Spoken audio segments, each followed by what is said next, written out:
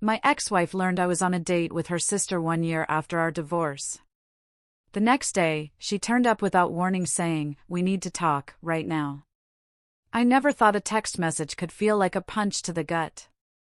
My ex, Olivia, messaged me, "We need to talk urgently." My reply? "Another time, I'm on a date with your sister." What happened next wasn't just revenge, it was a revelation that rewrote my entire past. But to truly understand, we have to go back. Way back. To the night Olivia walked out while I was still fighting to save everything we'd built. The air in our house was eerily silent, not calm, but wrong, the evening I got home from the worst investor call of my life. You know the kind, where you can feel the no hanging heavy in the silence before they even say it. Olivia was in our bedroom, not throwing clothes in a rage, or rushing in a panic. No, she was meticulously folding them into a suitcase, like she was packing for a pre-planned business trip. I just stood there, frozen in the doorway, for what felt like an eternity before she even looked up.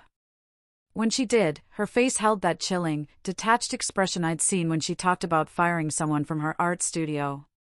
It was already decided.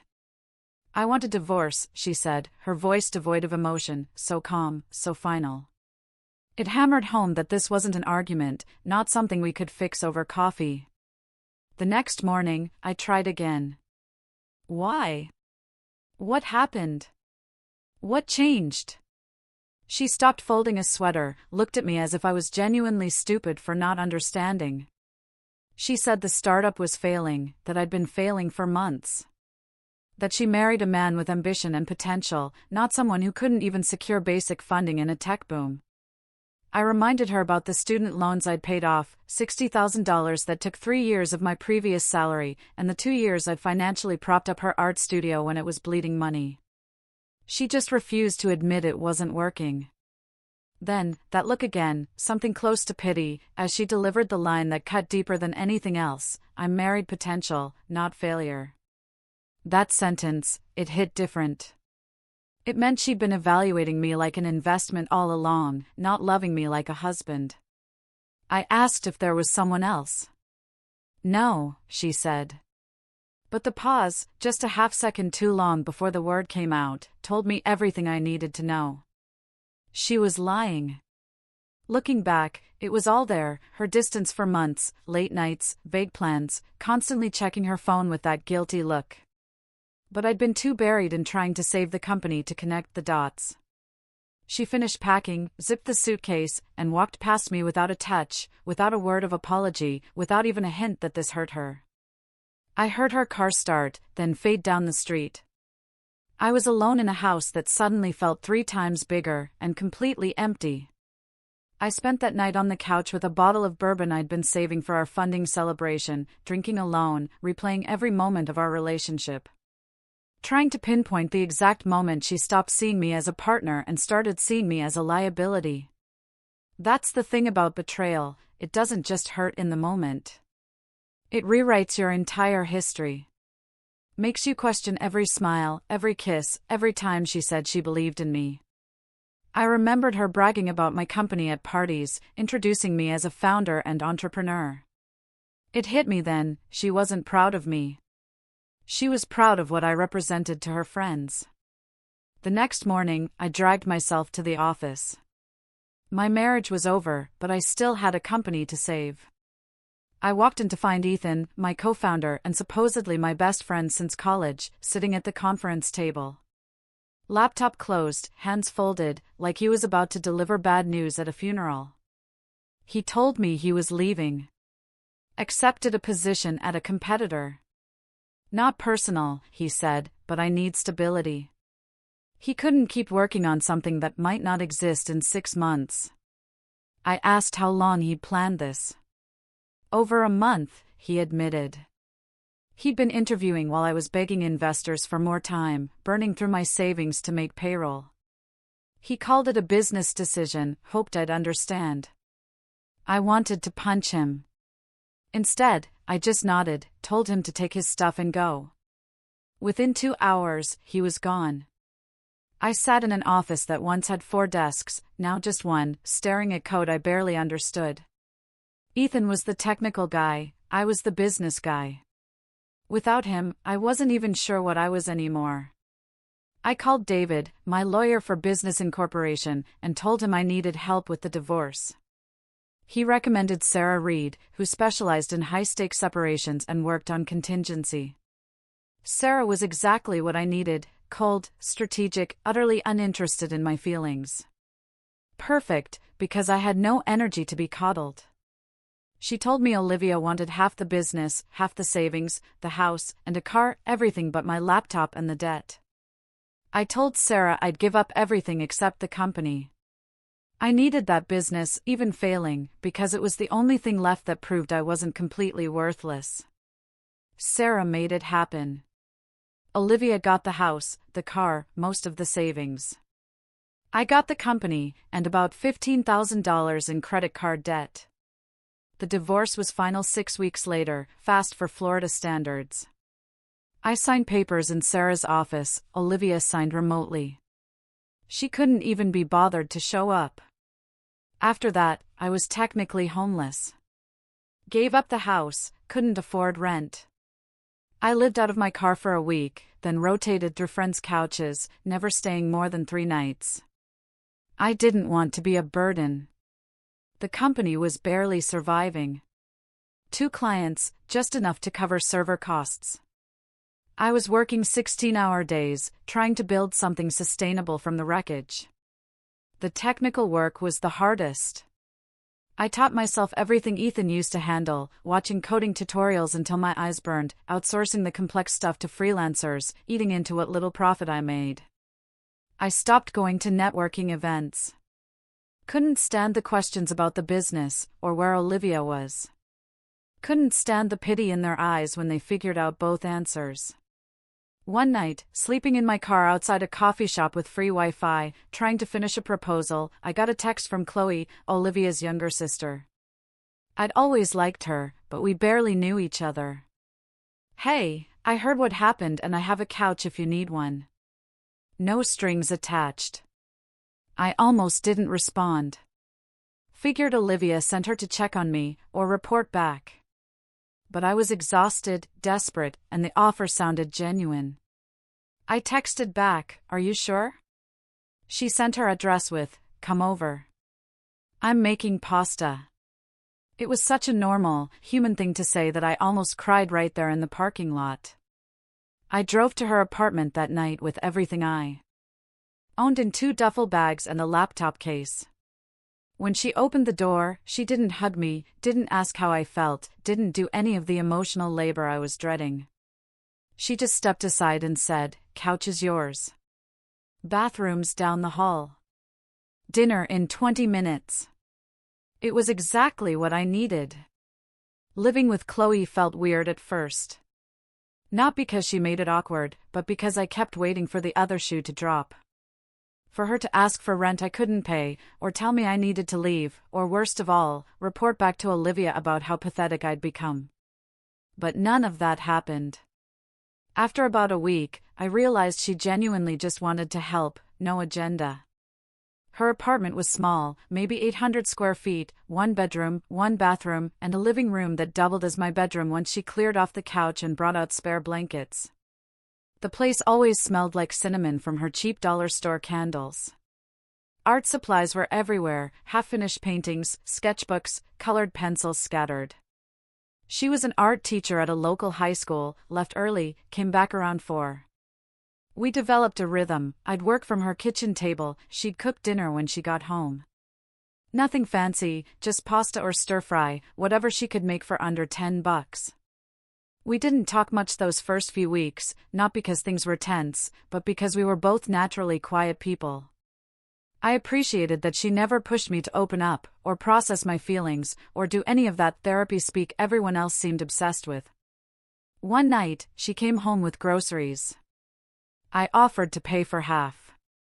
She looked at me like I'd said something ridiculous. "This isn't charity. This is life." I didn't fully understand until later. She meant this was just how people were supposed to treat each other, without keeping score, without expecting something in return. The company started turning around. Slowly. Painfully slowly, like watching a plant grow where you see no daily progress, but then a month later you realize something changed. I landed a new client through a cold email I sent at 2 in the morning when I couldn't sleep. Mid-sized company needing data management help. I handled strategy and client relations, outsourcing the heavy coding to an affordable freelancer. They paid up front. Suddenly, I could buy groceries, contribute to the household, pay my freelancer on time. Then another client, a referral from the first. Then another. I wasn't just surviving anymore. I was building something real. Chloe would come home and find me at the kitchen table, laptop open, coffee cup empty. She'd just sit across from me, sketching, not saying anything, just being present. It made the apartment feel less empty. We started watching movies on weekends, stupid action films, old comedies. I realized I was laughing again. Real laughter, not forced politeness. She'd tell me stories about her students, the kid who only drew dinosaurs, the incredibly talented girl who didn't believe it. I'd tell her about technical challenges. These mundane conversations somehow felt more intimate than any deep philosophical talk I'd ever had with Olivia. About 3 months in, things shifted between us in a way I couldn't quite name. She touched my shoulder as she walked past the kitchen table, a brief contact, maybe 2 seconds. I'd find myself looking forward to the sound of her key in the lock. We started cooking together instead of her cooking while I worked. Standing side by side, chopping vegetables, arguing about whether garlic should be minced or pressed, that felt more like home than anything in my marriage. One Saturday night, we were on her tiny balcony, barely big enough for 2 chairs, drinking cheap wine, watching the city lights. She asked what I wanted to do when the company was stable, truly stable, not just surviving. I told her I wanted to hire a team again, build something that mattered, work on projects that helped people instead of just making rich companies richer. She nodded. Said she wanted to open a community art center someday, somewhere kids could create without worrying about grades or college applications. We talked about these impossible dreams like they were possible. At some point, I realized I'd stopped thinking about Olivia entirely. Whole days would go by without her crossing my mind. The kiss happened on a Thursday night. I only remember because Chloe had just gotten paid and splurged on actual good wine. We were on the couch watching a documentary about street artists. She commented on how people always underestimate art teachers, assume they're failed artists who settled. I told her that was wrong. That teaching was its own form of creation. She looked at me then, an expression I couldn't quite read, something between surprise and gratitude. Before I could overthink it, I leaned in and kissed her. She kissed me back immediately, no hesitation. When we finally pulled apart, she smiled. I was wondering when you'd figure it out. It made me laugh. I guess I was the last one to realize what was happening. We talked for hours that night about what this meant. Too soon? Would Olivia lose her mind? Was this a huge mistake? Chloe finally cut through my anxiety. I love you, and I'm pretty sure you love me, so can we just start there and figure out the rest later? I told her I did love her, probably had for weeks without admitting it to myself. She kissed me again. Said she'd been waiting to hear that.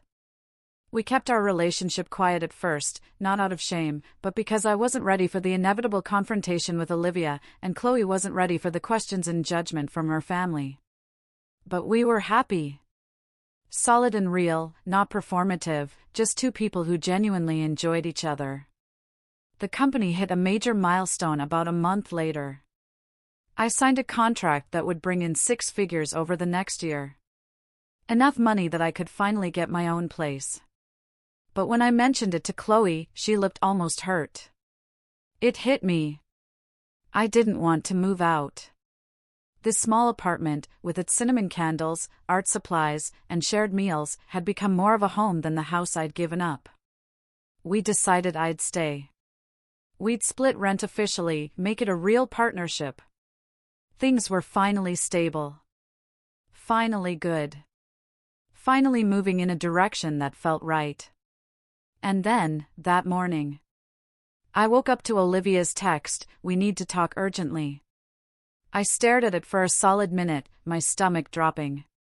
Then I looked at Chloe, sleeping next to me, and remembered Olivia didn't get to dictate my life anymore. I texted back, "Another time, I'm on a date with your sister." Then I turned off my phone. Chloe woke a few minutes later, asked what I was smiling about. I showed her the message. Her eyes went wide, then she started laughing so hard she couldn't breathe. The next morning, Olivia showed up at Chloe's apartment, unannounced. She must have gotten the address from mutual friends, or followed one of us. I didn't know, and didn't really care. I was making coffee when I heard the knock, 3 sharp raps that sounded angry. Chloe opened the door before I could stop her. Olivia walked in, freezing when she saw me in sweatpants and one of Chloe's oversized hoodies.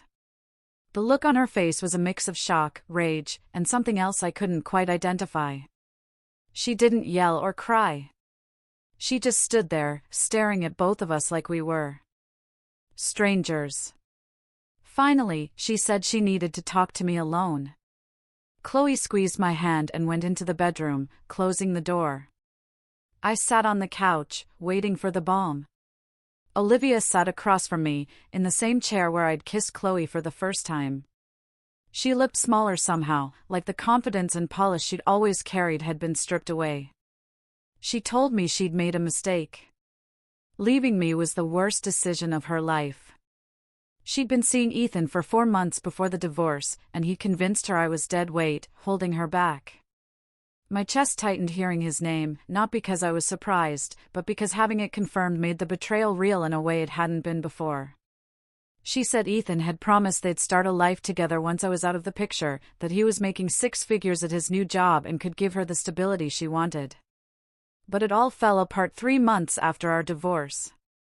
Apparently, he'd been stealing clients from my company the whole time, taking our proprietary code and pitching it to competitors, building his new position on intellectual property he didn't own. Olivia found out because he got sloppy, left emails open. When she confronted him, he admitted everything, told her it was just business, nothing personal. She felt sick, she said, realizing she'd destroyed our marriage for someone worse than anything she'd accused me of being. Ethan had dumped her because she was asking too many questions about his ethics, and he didn't need the liability. I sat there, listening, and felt absolutely nothing. No anger, no satisfaction, no vindication. Just a hollow exhaustion that came from caring about someone who'd never truly cared about you. She asked if there was any chance we could try again, start over, rebuild what we'd lost. I almost laughed. The audacity of that question, after everything she'd just admitted, was stunning. I told her no. Not to punish her, but because I'd moved on, completely. She looked like I'd slapped her. She asked if it was because of Chloe. I said yes, partly. But also because I'd realized, during the divorce, that our marriage had been broken long before she left. We'd been performing happiness, not living it. Olivia started crying then, real tears, not manipulative ones. She said she still loved me, didn't know how to live with what she'd done. I felt bad for her, genuinely bad, because I understood what it was like to lose everything and have to rebuild from nothing. But I also knew her pain wasn't my responsibility anymore. I told her she needed to leave. That Chloe and I were happy, and I wasn't going to let her guilt trip me into giving up something real for something that had always been conditional. She stood slowly, wiped her eyes, and walked to the door. Before she left, she turned. "I hope you know what you're doing with her sister." I told her I did. That Chloe had loved me through the worst period of my life when Olivia had run away from it, and that made all the difference. She left without another word. I heard her car start outside, and knew that was probably the last time I'd ever see her. The situation with Ethan got complicated fast. Once I knew what he'd done, I couldn't just let it go. I called Sarah Reed, told her everything Olivia had confessed. Sarah lit up in that cold, calculating way lawyers do when they sense blood in the water. She asked for proof. I said no, but I knew where to look. Over the next 2 weeks, I pulled every file, every email, every piece of documentation from our company's server history. Sarah brought in a forensic tech specialist who confirmed Ethan had copied our entire codebase 3 days before he quit.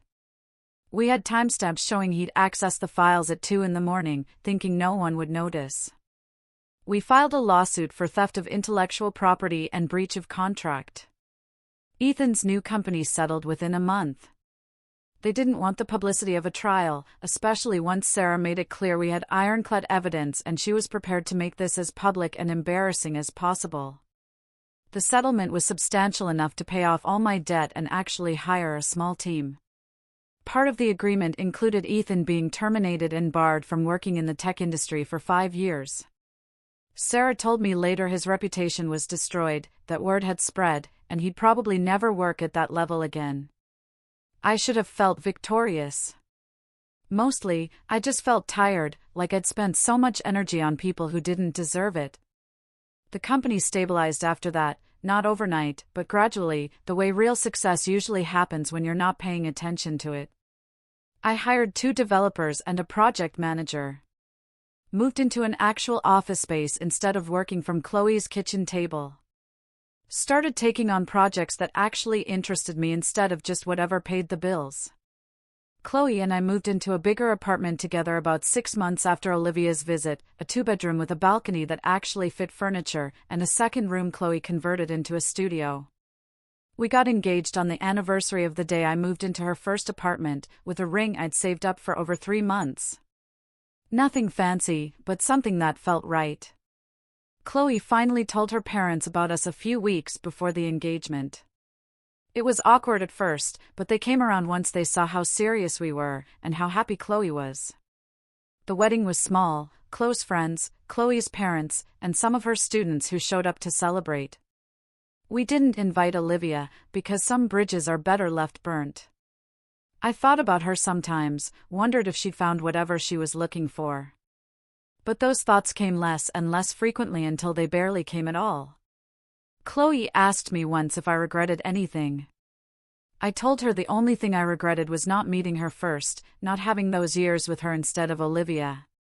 But she said everything happened the way it needed to, because otherwise, we wouldn't have appreciated what we found. She was probably right. Standing there at our small wedding reception, watching her laugh with her students, I realized I'd gotten something Olivia had never understood. Real love wasn't about potential or status or what someone could do for you. It was about showing up when things were hard, and staying when it would be easier to leave. What do you think about that?